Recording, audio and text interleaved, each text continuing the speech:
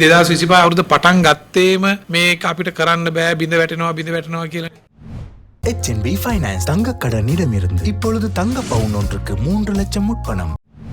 2025ஆம் ஆண்டு ஆரம்பமானதுடன் இதனை நாம் செய்ய முடியாது, வீழ்ச்சியடையும் என்றளவா கூறினர். இப்போது ஒரு வருடம் கடந்து அடுத்த ஆண்டில் நாம் வெற்றிகரமாக முன்னேறி வருகின்றோம். இப்போது எல்லோரும் அதனை காண முடியும் என நான் நினைக்கின்றேன்.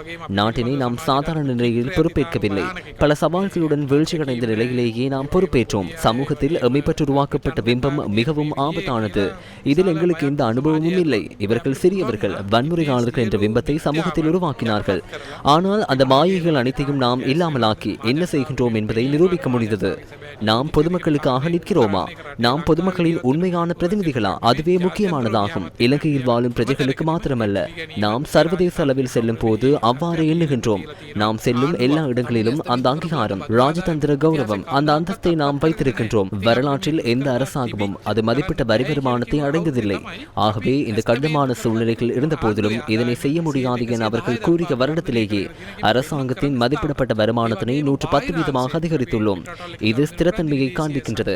நாம் சர்வதேச நாடுகளுடன் கையாளும் போது சர்வதேச கையிருப்புகளை அதிகரிக்க வேண்டும். நாம் சர்வதேச வர்த்தகத்தை ஊக்குவிக்க வேண்டும். சுற்றுலாத்துறை, வெளிநாட்டிலிருந்து பணம் அனுப்புதல் ஆகிய ஒவ்வொரு துறையையும் எடுத்துக் கொள்ளும் போது நாம் நல்ல முன்னேற்றம் அடைந்துள்ளோம். இப்போது வெளிநாட்டு பணம் அனுப்புதல் பிரச்சனையை எடுத்துக் கொள்ளும் போது வரலாற்றில் மிக உயர்ந்த வெளிநாட்டு பணம் அனுப்பும் லாபத்தினை பெற்றுள்ளோம். $8 பில்லியன் தாண்டிய வருடமாக மாறியது. ஆகவே அனைத்து குறிகாட்டிகளையும் ஏற்றுமதிகளையும் அதிக அளவில் அதிகரித்துள்ளோம். மேலும் பணவீக்கத்தை கட்டுப்பாட்டுக்குள் கொண்டு வந்துள்ளோம். நாம் எதிர்பார்த்ததை விட அதிக அளவில் பொருளாதார வளர்ச்சியை அடைந்துள்ளோம்.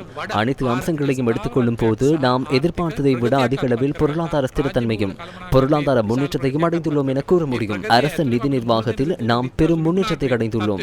அந்த முன்னேற்றத்திற்குள் நாம் எதிர்கொள்ள வேண்டிய டெத்வா புயல் நிலைமையும் காணப்பட்டது. இருப்பினும் அதனையும் சரியாக நிர்வகித்தோம். டெத்வா புயல் தொடர்பில் அரசாங்கம் தலையிட்டு பதிலளித்த விதம் அனைத்து சர்வதேச நிறுவனங்களினாலும் පාරාටපට என்பதும் குறிப்பிடத்தக்கது. විශේෂයෙන්ම සඳහන් කරන්න ඕනේ මේ දිත්තා සුලිකු නාටුවට කොහොමද ආණ්ඩුව මැදිහත් වෙලා ප්‍රතික්‍රියා දක්වපු ආකාරයේ ජාත්‍යන්තර ආයතන හැම කෙනෙක්ම පැසසුමට ලක් කරලා තියෙනවා.